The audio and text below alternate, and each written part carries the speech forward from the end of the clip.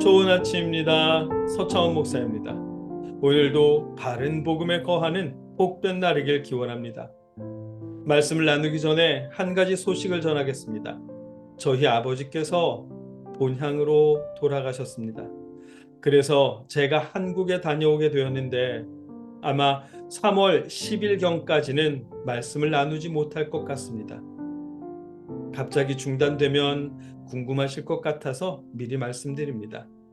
저희 어머니와 저희 가족을 위해 함께 기도해 주십시오. 어제 나눈 말씀에서는 예수 그리스도께 영광을 돌리는 바울을 보았습니다.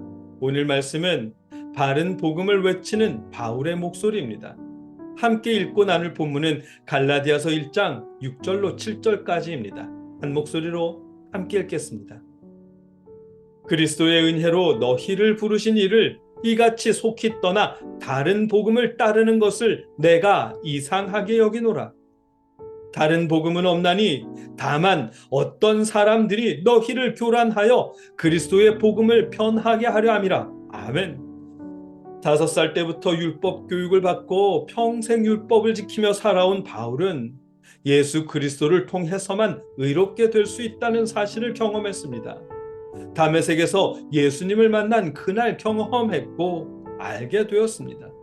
바울이 사도가 된 원인은 이러한 주님과의 만남이었기에 바울이 사도로서 자랑할 것 역시 자신의 양력이나 학력이 아닌 그리스도와의 만남이었고 예수 그리스도였던 것입니다. 바울은 그런 감동으로 복음을 전하며 항상 예수 그리스도께 영광을 돌렸습니다. 그런데 그 복음을 변질시키는 사람들이 있었습니다. 갈라디아 교회 사람들은 변질된 그 복음에 귀를 기울이기 시작했습니다. 처음 갈라디아서를 시작할 때도 언급했지만 대부분의 서신서들과 갈라디아서는 그런 거짓 복음 때문에 쓰였습니다. 말씀을 준비하면서 거짓 복음, 거짓 교사라는 말을 자주 입에 담는 것이 참 조심스럽고 약간은 불편합니다. 왠지 제가 이간질 하려는 것처럼 비춰질까 정말 조심스럽습니다. 그런데 갈라디아서와 다른 서신서들이 거짓 교사와 거짓 복음 때문에 쓰신 것이 분명하기에 입에 담기 불편하더라도 언급할 수밖에 없는 것입니다. 그 사실은 오늘 본문 6절에서도 확인할 수 있습니다. 6절 말씀입니다. 함께 읽겠습니다.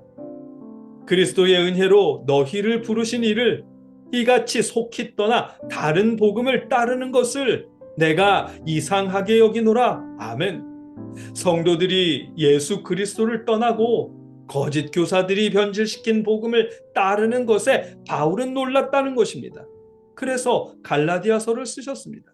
그러니 불편하더라도 거짓 교사, 거짓 복음이라는 표현을 자주 사용할 수밖에 없는 것입니다.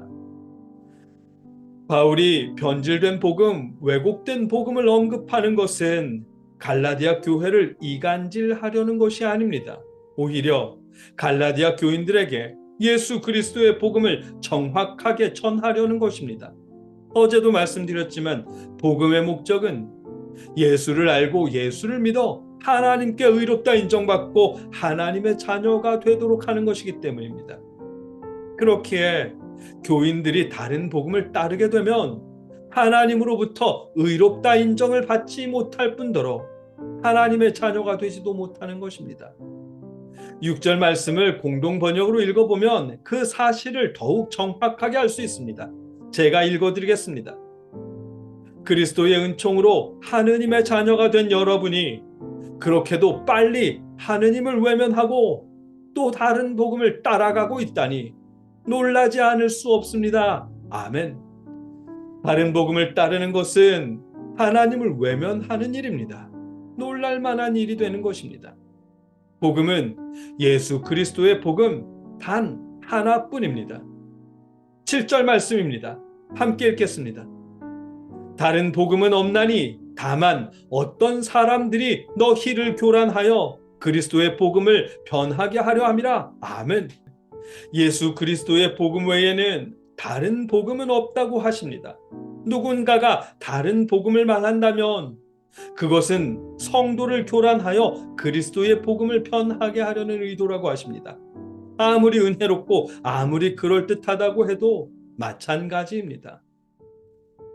갈라디아 교인들을 교란시킨 복음은 차차 다루겠지만 간략하게 말해보면 이런 내용입니다. 사람은 예수를 믿어 의롭게 되고 하나님의 자녀가 될 수 있다. 예수를 믿어 하나님의 자녀가 된 사람들은 아버지 하나님의 율법을 따라야 한다. 또한 하나님의 자녀로서 몸의 증표인 할례를 받아야 한다. 만일 그렇지 않으면 하나님의 자녀에서 제외된다. 뭐 이런 내용입니다. 그럴듯한 말이죠. 하나님의 자녀가 되었으니 하나님의 율법을 따라야 합니다. 너무도 당연한 말씀입니다. 그러나 그 율법을 따르지 않거나 할례를 받지 않으면 하나님의 자녀에서 탈락하게 된다는 조항은 예수 그리스도의 보혈을 무가치한 것으로 만드는 것이며 성도를 교란하기 위해 왜곡시킨 부분입니다. 바울은 이렇게 왜곡된 복음에 넘어가는 갈라디아 교인들이 너무도 안타까웠던 것입니다. 그래서 갈라디아서를 쓰셨고 성도들이 바른 복음으로 다시 돌아오도록 노력하신 것입니다.